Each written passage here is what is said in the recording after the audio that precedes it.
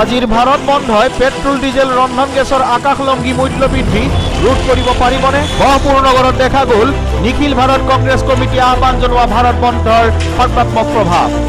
Hello' গহপুৰৰ কেমেৰাত বন্দী হ'ল ভাৰত বন্ধই গহপুৰ নগৰক প্ৰভাৱিত কৰাৰ কিছু দৃশ্যাংশ।